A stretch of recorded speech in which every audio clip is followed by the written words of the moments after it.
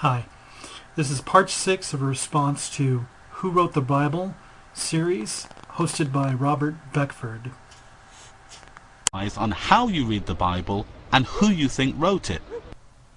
So we begin off this first section here with a statement: in Hebron there's absolutely no compromise on how you read the Bible and who you think wrote it. So basically up to this point, this entire series has been I guess sort of based on the premise, who wrote the Bible? You know, that being the title of the series. However, at this point in the series, we are introduced to this new concept of how we should read the Bible. In other words, we're going to start focusing on how one should read the Bible now. Not just on who we think wrote the Bible, but how you should really read it, how you should interpret it. So that being said, I could get into some more, but let's just move on here. You must have heard that there are scholars who argue that the Torah has 4 sources, not one. How would you respond to that? I'm going to stop here and say that I have responded to the first 5 videos of this series, where the host of this program feebly lays out the arguments for the 4-source theory. Now, unfortunately, this rabbi, which Robert Beckford is interviewing, doesn't have the vantage point that we have. That is, having seen the first 5 videos and having responded to them. So, with that in mind, let's move on. I'm not familiar with their opinions, but it's very sad that that someone wouldn't believe, and someone could be so naive and not believe in the divinity of the Bible, and it's being ordained from God to Moses onto the Jewish people. This is something that's very sad because it's one of our fundamental beliefs and principal beliefs, and our whole existence and whole essence as a Jewish nation and a Jewish people is based upon that principle and based upon that belief of the divinity of the Torah. So basically, this rabbi, an Orthodox rabbi, gives a very standard answer, which he doesn't go into great depth, but basically states his faith in the Torah. And what is so ironic, Robert Beckford, poses a question to this rabbi. He really could pose the question to himself if he calls himself a Christian. Or for that matter, he could pose the question to his mother, because in the very beginning of this series, he visits his mother's church, the church that he grew up in, and he visits this Bible study classroom, where these children are being taught the story of Jonah. And, the question regarding the faith in the Torah, is the same that would come from the mouth of a Christian that it would come from the mouth of an Orthodox Jewish believer. And so moving on to the next section, you're going to see that Robert Beckford doesn't really address this question. He just sort of lets it stand there as it is, and he moves on to another question. So let's move on. Is there a connection between you returning here to the land and what's written in the Bible?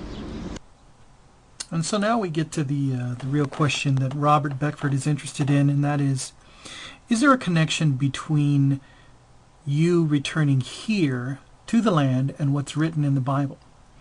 Now you'll notice that Robert Beckford, he kind of gives a slight emphasis on the word here. And if you remember where they are located in the land of Israel, and that is Hebron. So this is not just any old place in Israel, this is Hebron.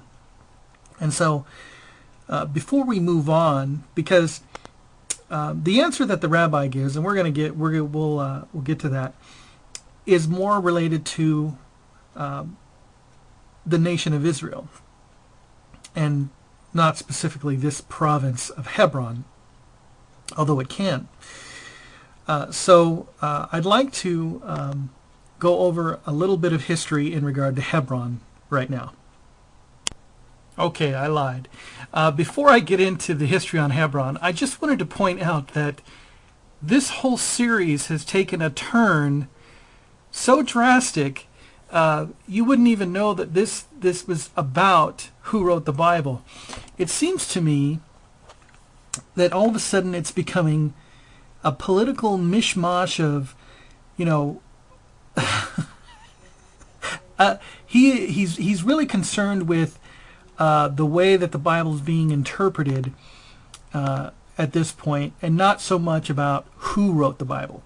But remember what I said is how he introduced this is, you know, how one reads the Bible, not just who wrote the Bible, but how you interpret the Bible.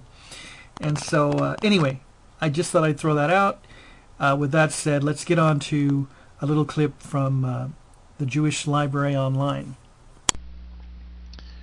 This is a site, the Jewish Virtual Library, and this article is entitled "The Hebron Massacre of 1929." And so I'm just going to read this. For some time, the 800 Jews in Hebron lived in peace with their tens of thousands of Arab neighbors. But on the night of August 23rd, 1929, the tension simmering within this cauldron of nationalities bubbled over. And for 3 days, the Hebron turned into a city of terror and murder. By the time the massacres ended, 67 Jews lay dead, and the survivors were relocated to Jerusalem, leaving Hebron barren of Jews for the first time in hundreds of years. The summer of 1929 was one of unrest in Palestine. Jewish-Arab tensions were spurred on by agitation of the Mufti in Jerusalem. Just 1 day prior to the start of the Hebron Massacre, 3 Jews and 3 Arabs were killed in Jerusalem when the fighting broke out after a Muslim prayer service on the Temple Mount. Arabs spread false rumors throughout their communities saying that Jews were carrying out wholesale killings of Arabs. Meanwhile, Jewish immigrants were arriving in Palestine in increasing numbers, further exasperating the Jewish-Arab conflict. Hebron had, until this time, been outwardly peaceful, although tension hid below the surface. The Sephardi Jewish community in Hebron had lived quietly with its Arab neighbors for centuries. The Sephardi Jews who were originally from Spain, North Africa, and Arab countries, spoke Arabic and had a cultural connection to their Arab neighbors. In the mid-1800s, Ashkenazi, native European Jews, started moving to Hebron, and in 1925, the Slobodka Yeshiva, officially the Yeshiva of Hebron, Knesset Yisrael Slobodka, was opened. Yeshiva students lived separately from the Sephardi community and from the Arab population. Due to its isolation, the Arabs viewed them with suspicion and hatred and identified them as Zionist immigrants. Despite the general suspicion, however, one yeshiva student, Dov Cohen, still recalled being on very good terms with Arab neighbors. He remembered yeshiva boys taking long walks late at night on the outskirts of the city and not feeling afraid, even though only one British policeman guarded the entire city. And then the article goes on. It talks about on Friday, August 23rd, 1929, when the massacre began. And so basically, when we get to the bottom here, we see when Jews finally gained control of the city in 1967, a small number of massacre survivors again tried to reclaim their old houses.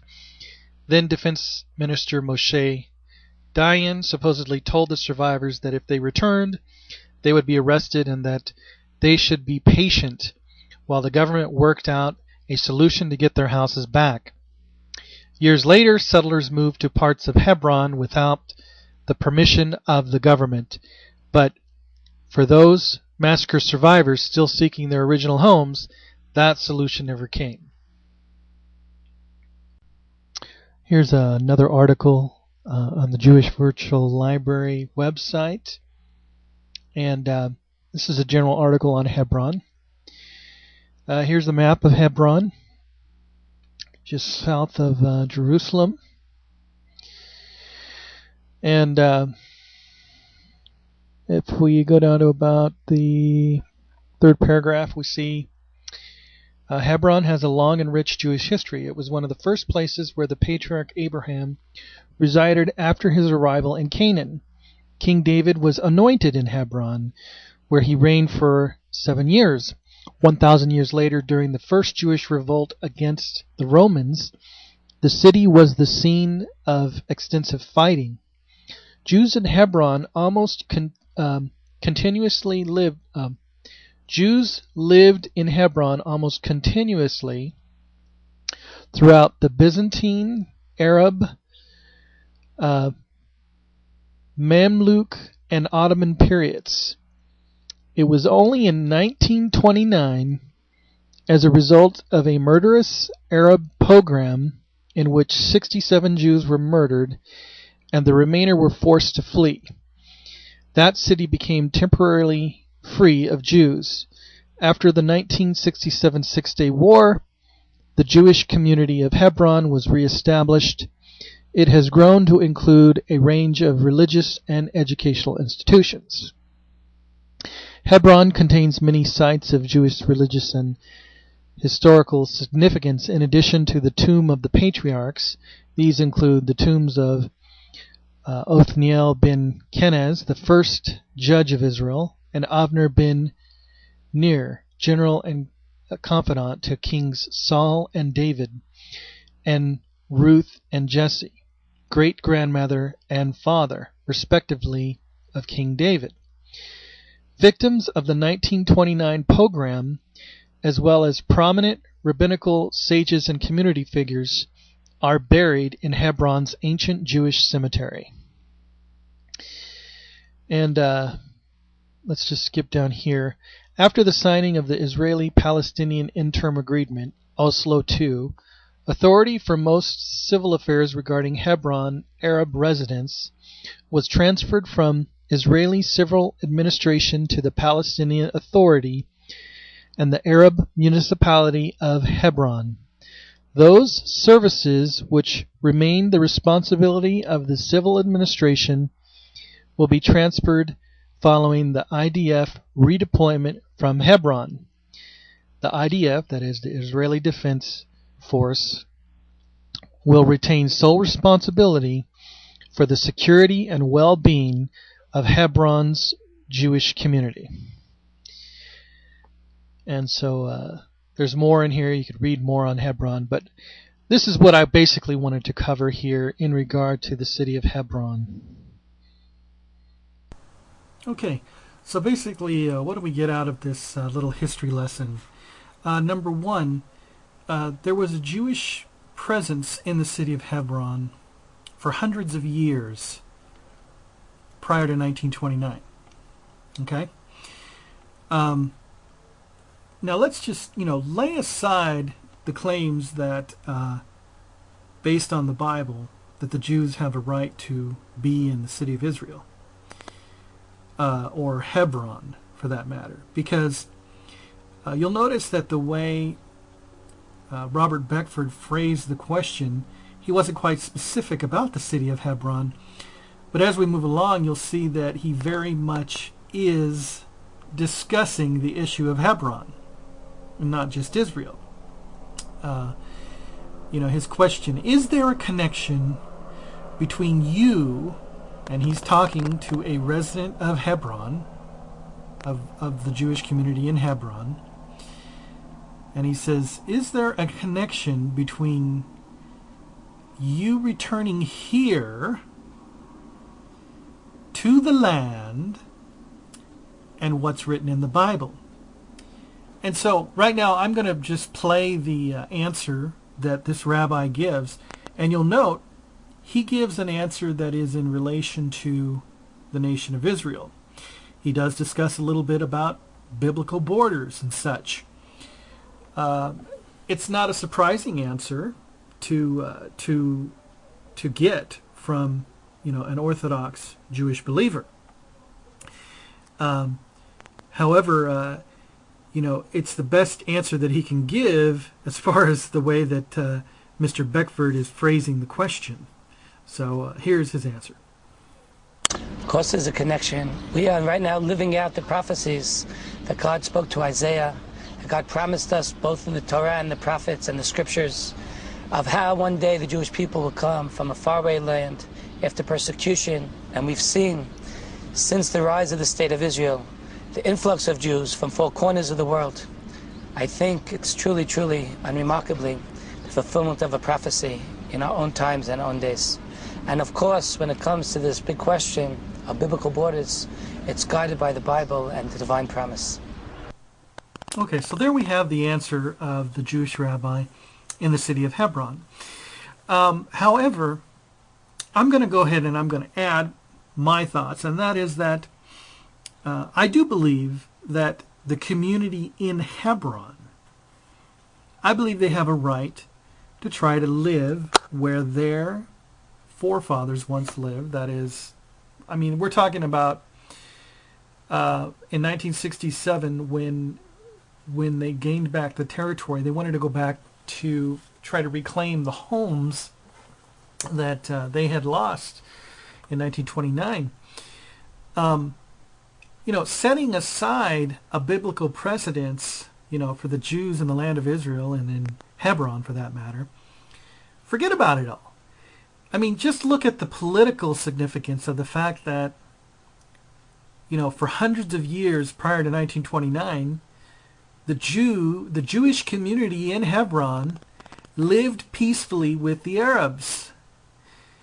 And it wasn't until this, Zionist, rhetoric of this Arab pogrom, which began to generate a lot of hatred and such, amongst other factors of the immigration of Jews at this time, that we see this Jewish massacre, this massacre of the Jews that occurred in the city of Hebron. And so, the question the question being posed really is, it's as if Robert Beckford is framing, he's setting this rabbi up for, the answer that he wants.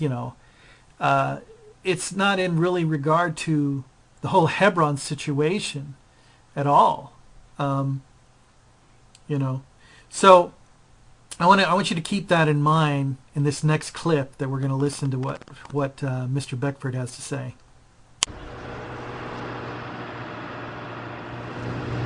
I don't know what to make of it, but I'm disturbed by it because he didn't want to engage with the scholarship. He actually felt sorry for the people. I mean, that's kind of patronizing and naive. These people who have dedicated their lives to working with the text and trying to understand it. So to find somebody who just wants to blank, not engage with it in this context is really quite disturbing. Wow. Okay, so I don't know what to make of his comments either. He says, first of all, let's just backtrack a little bit here. He starts off the video, he says, in Hebron, there's absolutely no compromise on how you read the Bible and who you think wrote it. So now we're coming into a better understanding of what he means by this statement. And basically, that is that why this rabbi, he's, absolutely uncompromising. He's just does not want to listen to what these critical scholars have to say. Okay, number one, if you're going to ask an Orthodox rabbi what he thinks of the Torah, you pretty much know what kind of an answer you're going to get. If you want to if we go back, we look at the first question, he says, you must have heard that there were scholars who argue that the Torah has 4 sources. And what does the rabbi say? He says, I'm not familiar with them. And why should he be?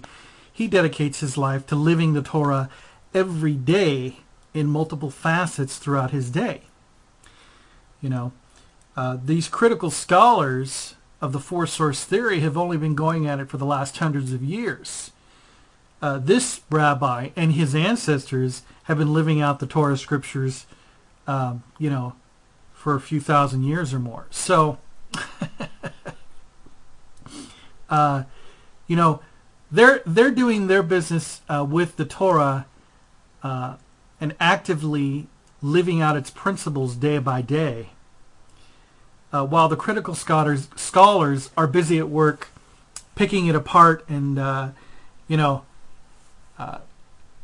pretty much in the view of this rabbi and in my view desecrating it.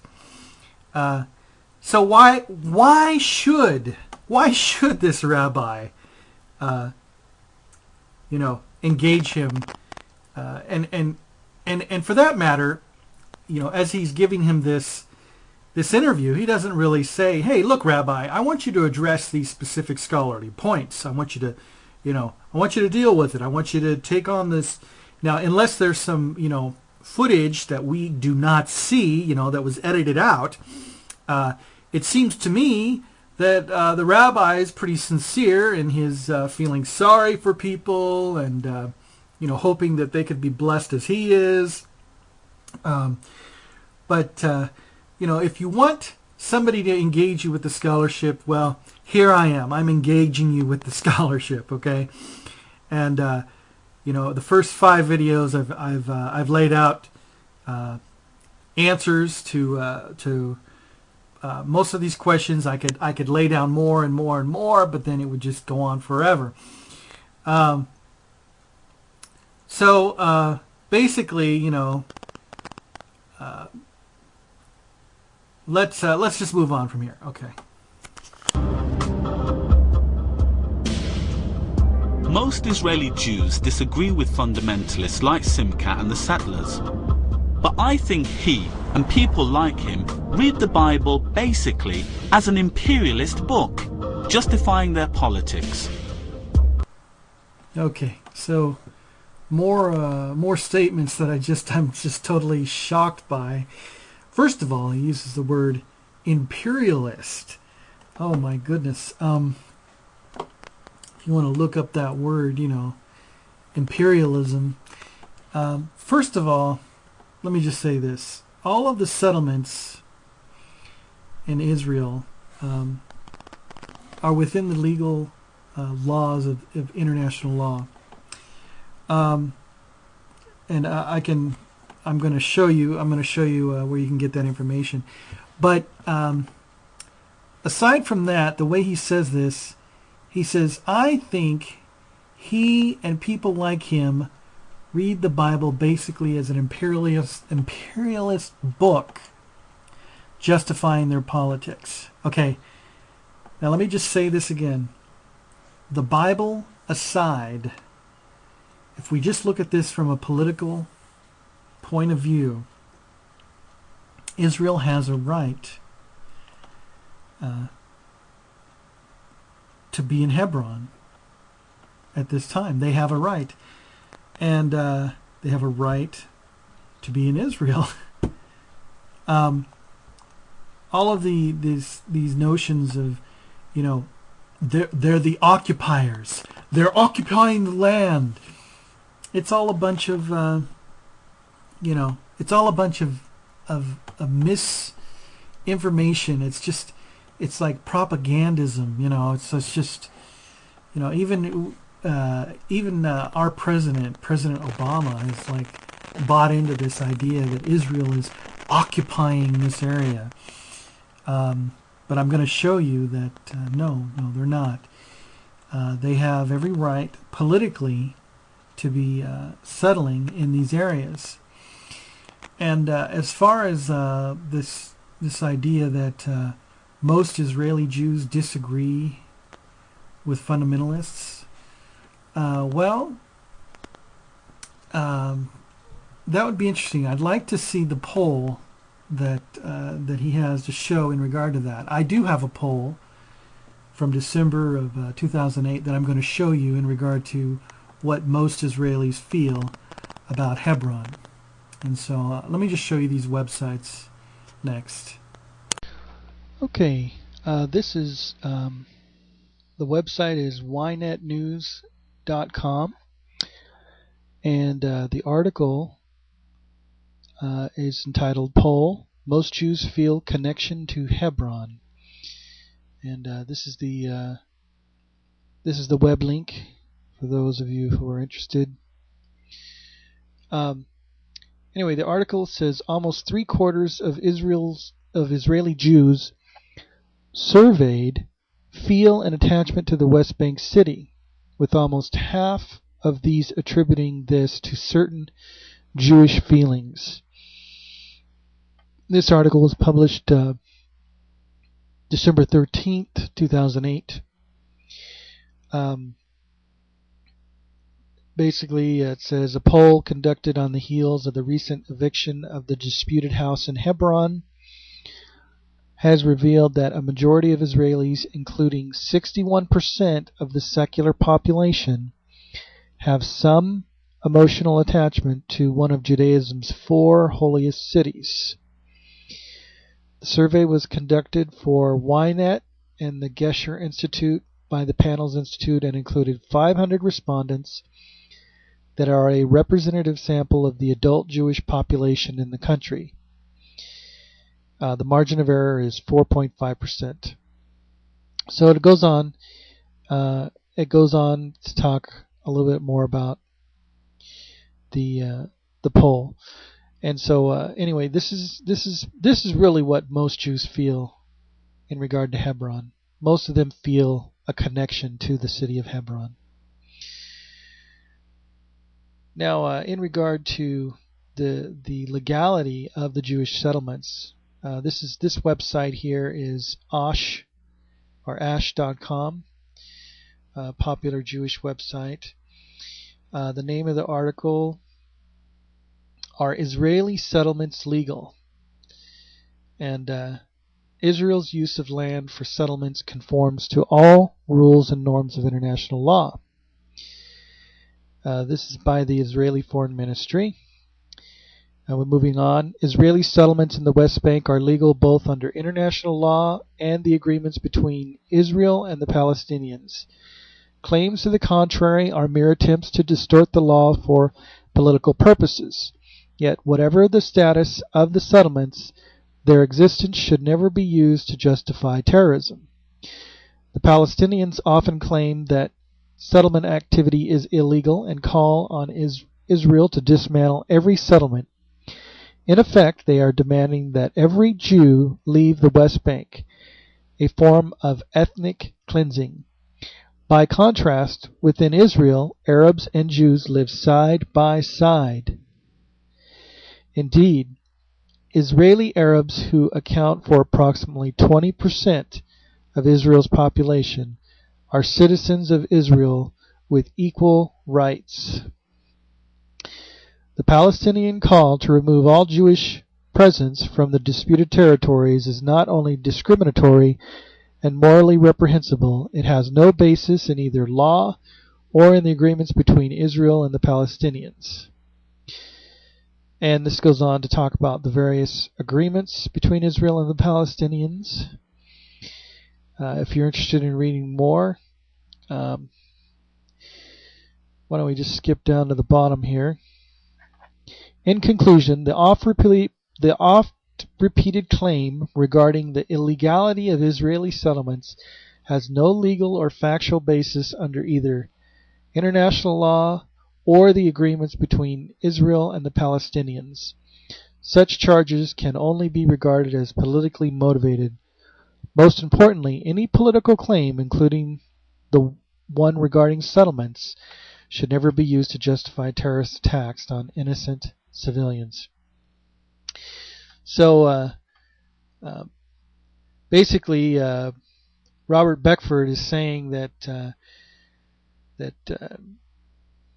these settlers are imperialists.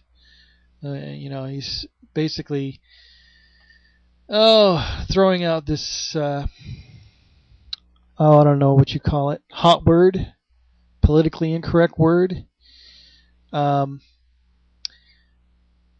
claiming that Israel is trying to control the Palestinians by military means.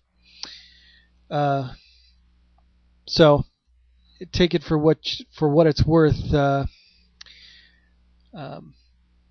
The Israeli settlements are legal, and the Bible aside, politically they have a right to be there.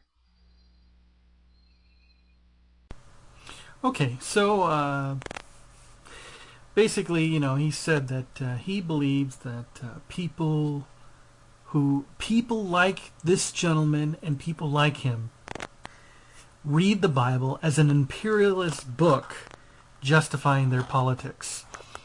Okay, you notice how the whole approach to this series has suddenly turned political. It's not about who wrote the Bible anymore. It's about how you should read it. Let me just say this. If anybody is guilty of imperialism, it's certainly not the Jews. Okay? You saw right there where I read that both Arabs and Jews lived together in Jerusalem prior to the Hebron Massacre. They lived together. Arabs and Jews lived together for hundreds of years in peace. It's not about imperialism. It's just about living together in the land. Anyway, suddenly we're talking about imperialism. I thought we were supposed to be talking about who wrote the Bible. Anyway,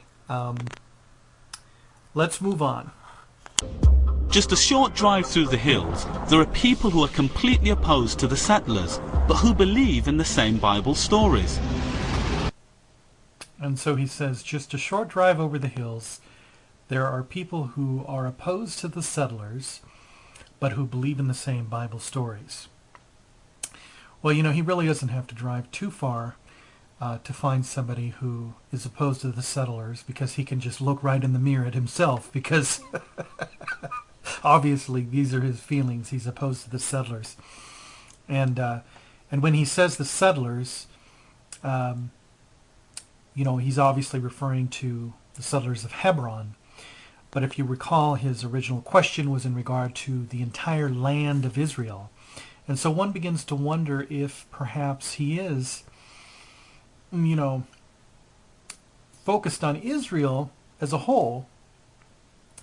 And so let me just get back to this whole point about who wrote the Bible and believing in Bible stories as a basis for what he's calling imperialism or biblical imperialism. First of all, you don't need the Bible. I know this comes as a shock to a lot of you. You don't need the Bible to justify the Jews living in the land of Israel. Okay? And for that matter, for them living in Hebron. Okay? Just politically, just look at it, just take the Bible out of the equation and look at it politically, and they have a right to live there. Now, the host is trying to make a point with this program.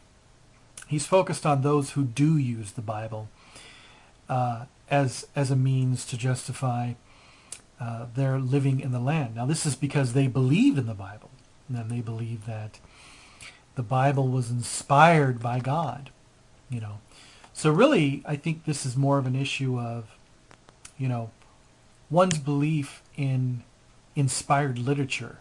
Okay, if you're not going to believe that the Bible is inspired by God, or even believe in God for that matter, or you know, then you can begin to question all kinds of sacred literature. You can begin to question the Quran as inspired literature. You can question any other literature that is inspired by the beyond, the great beyond.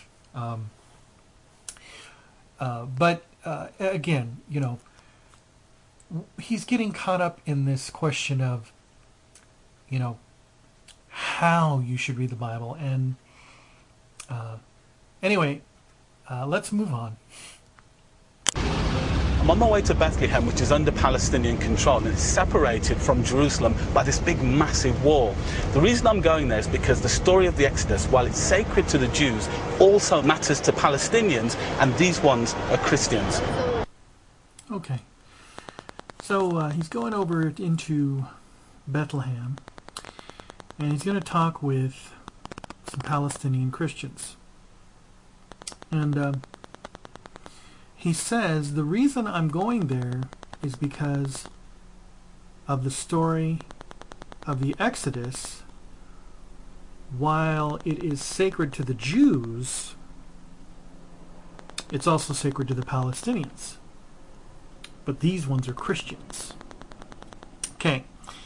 First of all, he's bringing up this story of the Exodus like, why, if you were to interpret it the correct way, why then you would not be an imperialist. You would not interpret the Bible in an imperialistic manner. Okay, for one, I've already discussed several times that if you whether you believe in the Bible or not,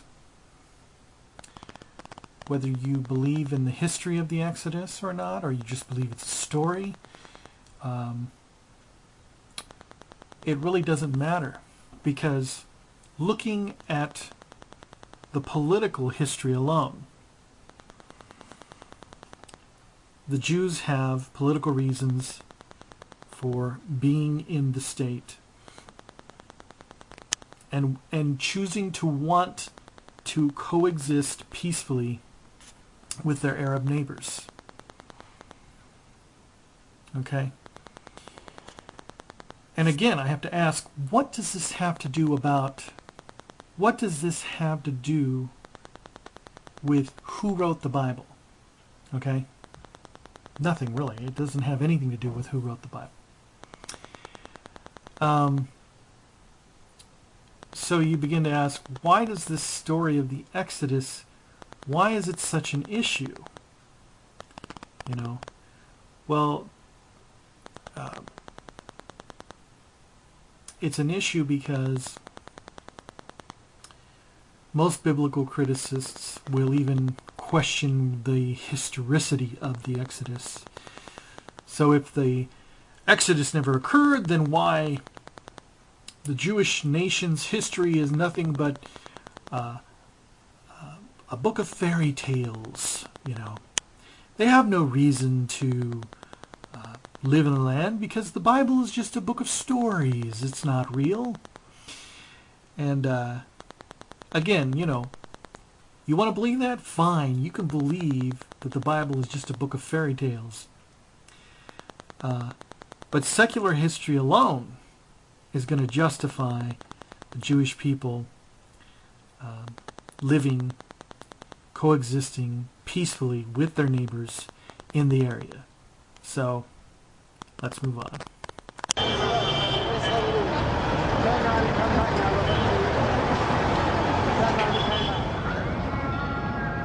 Bethlehem has been a centre for Christian devotion ever since the Gospels describe the birth of Jesus in a stable there.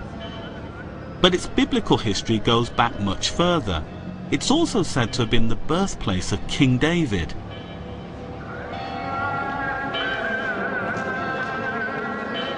The Basilica of the Nativity is a Greek Orthodox church, but here every day the Bible is chanted not in Greek but in Arabic. فصل شريف بشارة القديس متى الإنجيلي البشير التلميذ الطاهر. لما ولد يسوع It was built first in the 4th century by Queen Helena, and then it was rebuilt again in the 6th century, and it is still the same shape as it was built.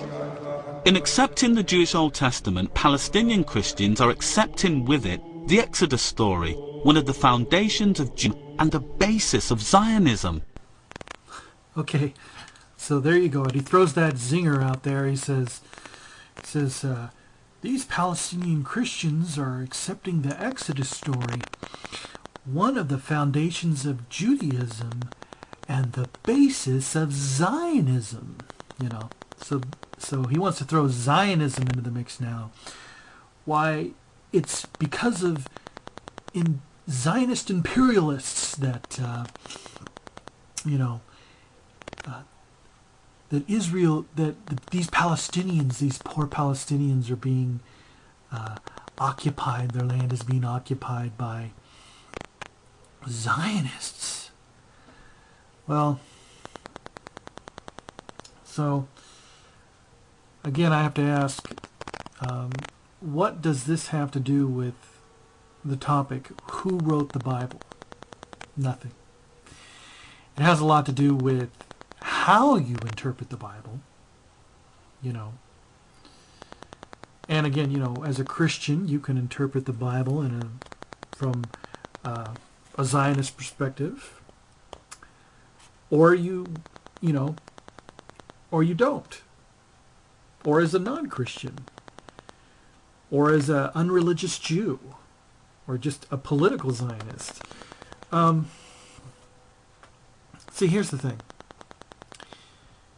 The Jewish nation doesn't just base their claim to the land on a promise that God gave to Abraham. Okay. But it's based on the history of their presence in the land throughout the ages. And we seem to think that, because 1800 years after they were kicked out by the Romans, that suddenly they're just coming back into the land, when that's not the case. They did have a continual presence in the land, and politically they have a right to be there and coexist peacefully with their neighbors. Another thing is we're talking about Zion, Exodus, the story of Exodus as the basis of Zionism. In other words, Moses had a Zionism. I brought the nation of Israel out of Egypt, to bring them into the land. There was this Zionism, Moses, the Zionism of Moses. And then later, when Israel was taken into Babylonian captivity in around 600 BCE, and then they were later freed by King Cyrus, who said, okay, you can go back to the land, you can build, your temple. So now then we have the Zionism of Ezra and Nehemiah, bringing Jews, Hebrews, back to the land. And so we get to the 19th century, the 19th century, and Theodore Herzl, we have the Zionism of Theodore Herzl. And so you can take all that and you can read about all that, take it for whatever you want to. And then ask yourself, what does that have to do with who wrote the Bible? No, it has to do with how you interpret the Bible. And, again, why are we talking about the Israeli-Palestinian conflict in regard to who wrote the Bible? I understand, how you could interpret it, but why are we even getting into how we should read the Bible?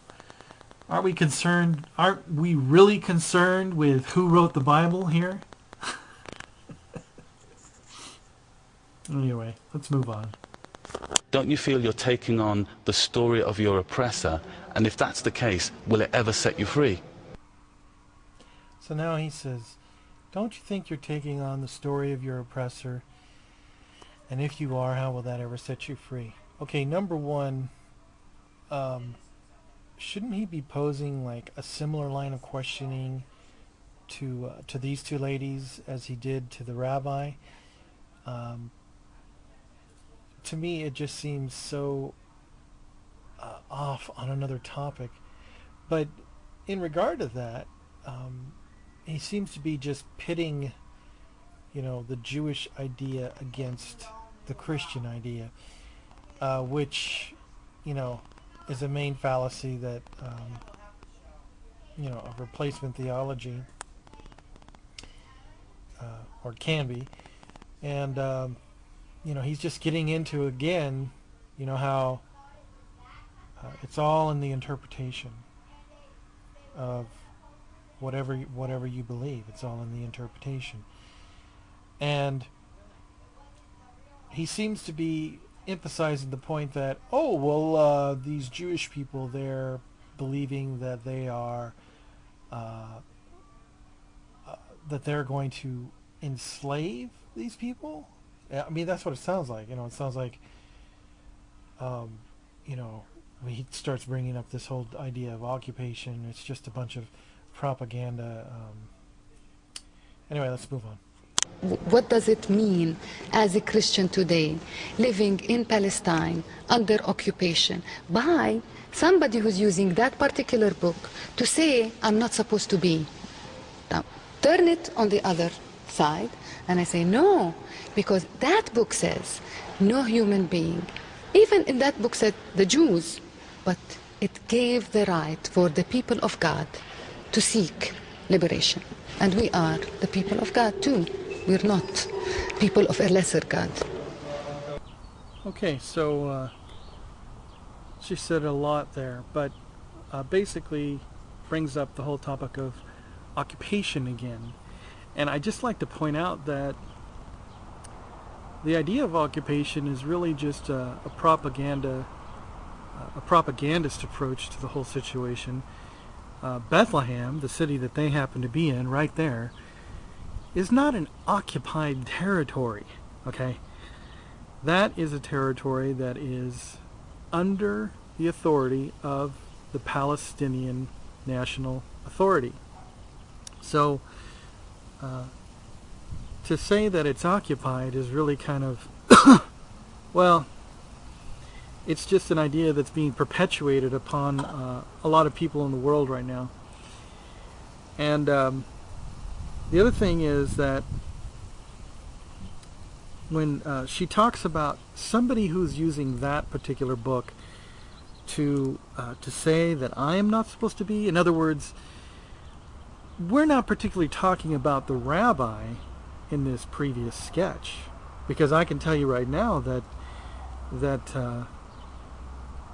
I would say almost 100% of Jews, if not 99.99% of Jews, would agree that they just want to live at peace with their neighbors. They're not out to exterminate the Arabs in the region. And as a matter of fact, they live side by side with Arabs in Israeli occupied, if you want to call that occupied, Israeli territories in Jerusalem. Now, what I'm saying is, you go to Bethlehem, the Jews aren't allowed in there. The Palestinian Authority will not allow the Jews inside of their territory to attend Bethlehem University or to speak at Bethlehem University. And yet we still see Christians from all over the nations, flocking to Bethlehem University to, to go there, to be there, to speak there. And who's being excluded? The Jews. There's this idea, about the people of God, and you're getting into this replacement theology again. But this is almost starting to sound like Palestinian Zionism. You know, it's like, but, you know, the thing is it's not that I don't agree that, you know, we are all the people of God. I do. It's just the thing, it's just that, to me, it's like all of the religious arguments are just crumbling, you know, and it's like, this is really about a fight for peace, you know. This is not the Jews coming in with the Torah and saying, by the Torah we are justified to come in and occupy your land. No, that's not at all. The Jews are doing everything they can to live at peace with their neighbors. They're not, you know, trying to come in and steal land, you know. And any of the territories that they are, you know, quote-unquote occupying, they're not territories that are claimed by the Palestinian Authority. This is not a military takeover, folks. This is an ongoing battle of propaganda. So, anyway, let's move on. Nua Corey is a Lutheran Protestant. Her friend Nastas is Greek Orthodox. For both of them, that flexibility extends even beyond their own Bible. I feel, as a Palestinian, that there is no disconnectedness between the Bible, the New Testament, the Quran, you know. This is the land of the Palestinian people. The story of the Exodus, you can take it, this is part of our story of our great-great-great-grandfathers, both as Jews, Muslims, and Christians in this land. Or you can say this is one of the stories of some of the people who lived on this land, but all of them are connected. Okay, so she says something to the effect that there is no disconnectedness between the Bible, the New Testament, the Quran. In regard to what? I think she's referring to the lands of Palestine. But there is a deeper implication that she's making, and that is that Jews use the Torah to justify taking the lands of Palestine. And as I've mentioned over and over again, this is nothing but a propagandist statement. I would say that the Jews have every right to live at peace with their neighbors. If they wanted to, they could go in and they could dominate the area, but they don't, because they know that that's not right. And they would never go in and claim lands, even if they believed they were their own lands. As a matter of fact, the lands of Israel have never been fully claimed throughout history. They have always had to live with neighbors at some point or another. And so the idea that they're just coming in here and saying, this is our book, it's only about us, and so therefore, you know, you're out of here. No, I don't think they see it that way at all. I would have to agree with her that this is about a land of, you know, the Palestinians, the Jews, you know, all of them deserve to live in the land of their forefathers, but they all need to learn to get along and not be at war with one another. The way I see it, the Jews are just forced into a situation to create a safe atmosphere for their population. You know, you're not gonna let your neighbors come in and allow suicide bombers to run amok. You know, there has to be some controls set into place, and so. Anyway, let's move on. That connection is witness to the inspiring power of the Hebrew Bible. It has never stopped generating new ideas. Okay, so basically Robert Beckford is making another pivot here in this series, and he's changing the topic over into new ideas that the Hebrew Bible has inspired. he states that it is the connectedness. And what is he referring to when he refers to connectedness? He's referring to the connectedness of the people with the land, with the scriptures. And that people feel, that we all feel we are the people of God. And this generates new ideas regarding new religions, basically. So now we're going to get into the New Testament. He's also referring indirectly to the Quran, but he doesn't get into that.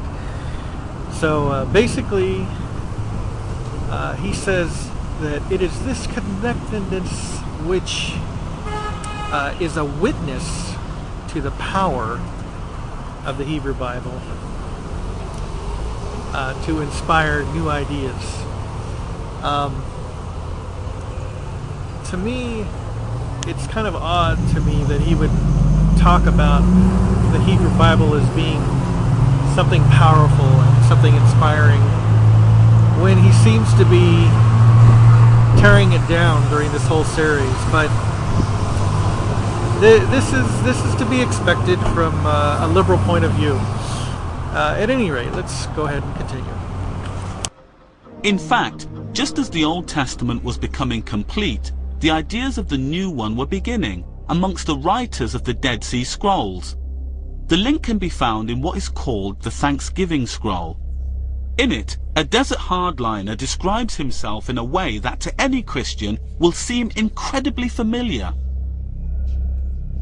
He's saying about himself, I am sitting in heaven, surrounded by angels.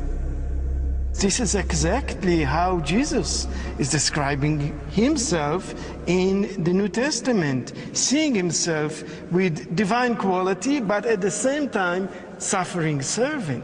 And this combination of divinity and suffering was unknown in the Old Testament. Okay, so now we're talking about a combination of divinity and suffering. And they're making this case that why these ideas, they never existed in the Old Testament. And we only see them now appearing in 200 BCE and in the Christian era, is this combination of divinity and suffering. Well, this of course is just a bunch of malarkey, and really depends on how you look at it. I mean, let's face it, there's tons of suffering throughout the entire scriptures from the very beginning. If we're talking about divinity, God alone, we know that he suffers. And just using simple logic, every parent, when they see their children suffering, they suffer themselves. And so we see this, the Lord is always suffering. He mourns for his people. He bears their sins. He is always crying over the fact that they are abandoning him. Okay, so now what we're getting into here is this messianic catastrophe, or this catastrophic messianism that they're referring to, is the idea of a suffering Messiah. And of course, they're just sitting here saying, oh, why this never existed, and they want to ignore passages like Isaiah 53, or claim that these passages were somehow written later on. But of course, you can see these themes of suffering in all of the messiahs throughout history. You can see that Moses, he was a man of sorrows. He dealt with a lot of suffering in his life. We see Joseph. Joseph was a suffering messianic figure.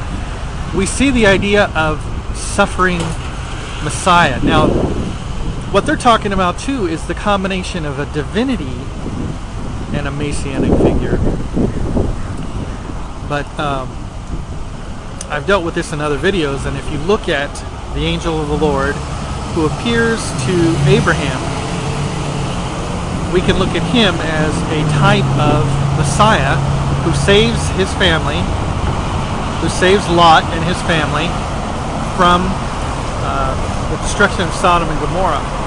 So we see a divine messianic figure in the angel of the Lord figure and in the Lord himself.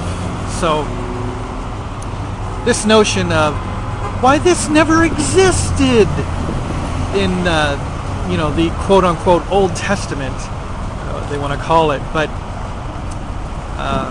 it did. So let's move on. This is the moment when the Old Testament meets the New. The fruition of Judaism and the beginning of Christianity. The writing of the New Testament is a completely new project. It's based on the Old Testament, but uses a new revelation. Okay, so now he's getting into this point of convergence. Like, this is where Judaism ends and Christianity begins. Really? I thought they were the same religion. Isn't Jesus the Jewish Messiah? So he bases it on this new idea. There's this new revelation. And what is the new revelation? Just like I said earlier, he's basing it on this combination of divinity and suffering and messiahship. Of course, they want to ignore, Isaiah 53, the suffering servant. They want to ignore the fact that the angel of the Lord, when he appears to Abraham, is basically appearing as a messianic figure and as a divine figure. You want to ignore the fact that God himself suffers throughout the entire Jewish scriptures for his people, for mankind. So I don't see the new revelation. I don't see the separation of Judaism and Christianity, quote-unquote Christianity.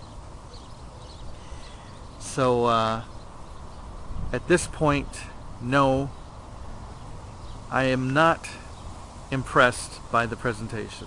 No, I am not. So let's continue, because now we're going to be getting into the scriptures, the New Testament scriptures, and we're going to be getting into form criticism. And we're just going to leave everything else behind. We're going to leave all that documentary hypothesis behind, because as far as Robert Beckford is concerned, he has totally laid forth his case, and he has totally convinced us of his position. But he hasn't convinced me, amongst others. So let's move on. Now, when I was a child, I was taught to read the New Testament as the writings of Jesus' disciples. It was an accurate account of his life and death, and it was the fulfillment of the divine promise because the Messiah had now come. But given all that I've learnt about the Old Testament, I need to be critical of what they taught me. Is the gospel really gospel truth? How accurate is it? I need to discover who wrote the New Testament. Okay, so now Robert Beckford is like, given all that I have learned in regard to the Old Testament, I need to be critical of the New Testament. And I need to find out who wrote the New Testament. So, in regard to what he has quote-unquote learned, that is in regard to his college experience as an academic theologian. I see this documentary as nothing more than a publicity for the documentary hypothesis, for marketing, for pushing forth the four-source theory, which he does not in any way criticize. He doesn't challenge the four-source theory. He just accepts the four-source theory as quote-unquote gospel truth. So what we have here is a very one-sided presentation, as I've said before many times. So he has basically come to the point where he's like, wow, given everything I know about the Old Testament, really. So you've figured out, he has figured out in his own mind that he knows how the Old Testament came together.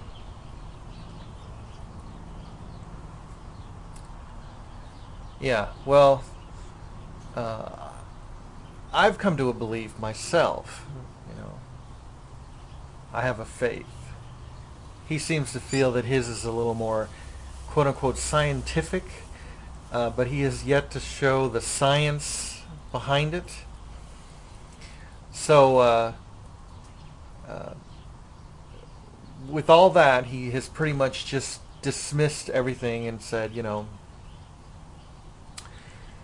yeah, this is, you know, this is how it all came together. This is how it came to be. It's not, you know, as God-given as we would think it is. It's just a hodgepodge of, you know, fireside stories that just came together. So, so with that in mind, now let's take a look at the New Testament and let's kind of apply the same viewpoint, the same vantage point as we have the Old Testament. So ask yourself this: Has Robert Beckford answered the question, who wrote the Bible? Has he answered that? And as I've said in the very beginning of this series, I said, I can tell you right now who wrote the Bible.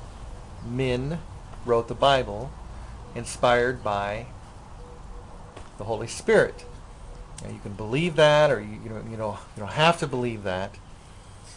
But ultimately, it is this question of, is there an inspiration behind those men who wrote these texts? And that is all in regard to faith. You know, I don't care how scientific you get, it's always going to come down to just believing with childlike faith if there's God or if there's not a God, you know. And then coming to the further ascent of, does this God interfere with human history? So, you know, who wrote the Bible? Who wrote the New Testament? I mean, come on. I mean, it's a matter of faith. You know, don't put this documentary together here and push forward your theories that, you know, you're not even challenging them. You're not even criticizing. You're not even showing the other side. That's why I'm here. That's why I'm saying, look, there's some problems here, folks. You know, the academic theologians are running around like, hey, we got the truth. No, I don't think so. Let's move on.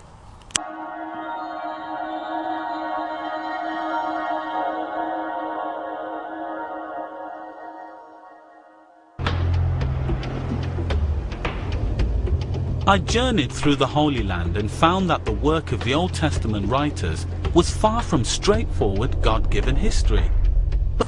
Okay, so now he says, I've journeyed through the Holy Land and have seen that the Old Testament is far from God-given history. Okay, so somehow through his journeying, he has come to an enlightenment. He has come to know that, well, the Bible is just not true history.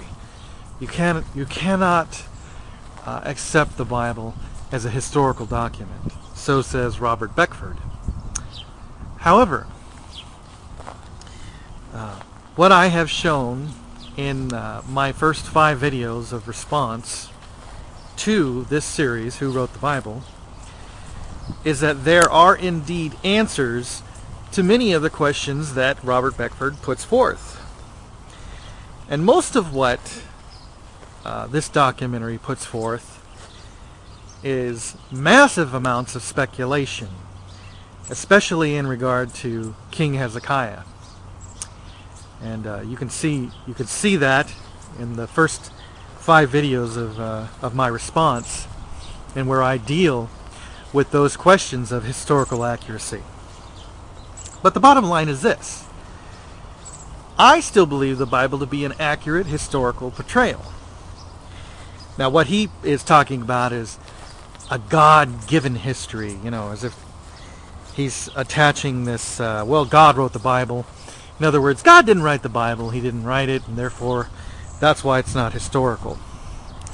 So he basically comes to this point and he just flippantly says, oh yes, I've come to realize that the Bible is far from a God-given history. And what does he base that on? He bases that on the 4 source hypotheses. He bases it on some critical liberal archaeologists whose work is highly questioned throughout the scholarly community. And so now he just knows. He just knows. So now he's ready to move on and apply all of this skepticism toward the New Testament as well. And so this next part here, I don't really have much to say about any of it. It's just sort of setting everybody up with this idea, millions of people, believe the New Testament to be an accurate portrayal of the life of Jesus, that sort of a thing. Kind of almost hinting at the idea that, well, look at all these people that are wrong. Anyway, let's move on. But millions of people, even the most powerful man on earth, the US President George W. Bush, believe that the New Testament is built on much firmer ground. It is, they say, a reliable report of what really happened in the days of one man. And I wanted to find out whether that could be true.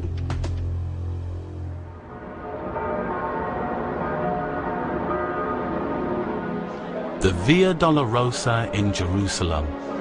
Just over 2,000 years ago, a Jew called Jesus walked this very road to his death. So says the Bible. Okay, so now he says that the Bible, it sounds like he's saying the Bible said that Jesus walked down the Via Dolorosa, but I don't believe that you can find that anywhere in the Bible.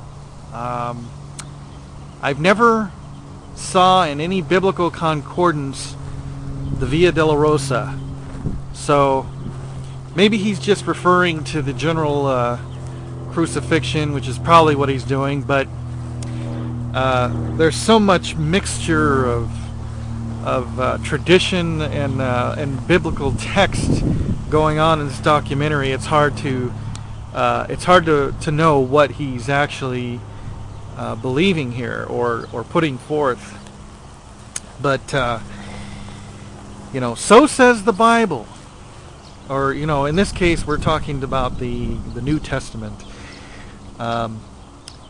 But again, the word Bible, a very elusive term, could refer to many things. So let's move on. And that's why these people have come here, to retrace his steps. So he says back then and today, actually he says people come here to retrace the steps of what they believe. Now I just wanted to point out that there's no difference between what these people are doing and what the host of this series is doing, Robert Beckford. He has in essence gone on his own quote-unquote spiritual journey to the Holy Land to walk through what he believes. Except for the fact that he has all this skepticism in his head, and he has this faith, this religion of the four source theory, because that's what it is. It is, you know, a belief in a certain theory that we cannot prove. So that's what it is. The religion of the documentary hypotheses. So Robert Beckford comes to the Holy Land, and in the beginning of the series he's standing in the midst of the desert and saying, it's so easy to see how your mind can play tricks on you in the desert. You know, just by standing in the desert, somehow he comes to this understanding that why, when you're alone and it's quiet, you begin to believe things that aren't really true. I'm sorry, that is not a valid argument in my opinion. And you know, as far as going to the Holy Land and walking out what you believe, that is exactly what Robert Beckford has done. He has gone to the Holy Land, and he is walking out what he believes. These people are walking out what they believe. I just wanted to point that out, that it doesn't matter if you are a skeptic or a believer. That's not going to change you. You know, the chances are a trip to the Holy Land is not going to change the way you view what you believe. I'm just saying, I'm not saying that it wouldn't, I'm just saying chances are it would not. And I'm just pointing this out, okay? That there's very little difference between these people and the host of our series. So, let's move on. Back then and today, people believe this Jesus was himself prophesied in the pages of the Old Testament. This is why people do this. I mean, this is historical for people. They have to go reenact. They have to go live what they believe to be true. Jesus was, they believe, the promised Christ, a Greek word meaning Messiah. And from here on, the Bible itself was going to document his story. Has anyone not carried the cross that would like to?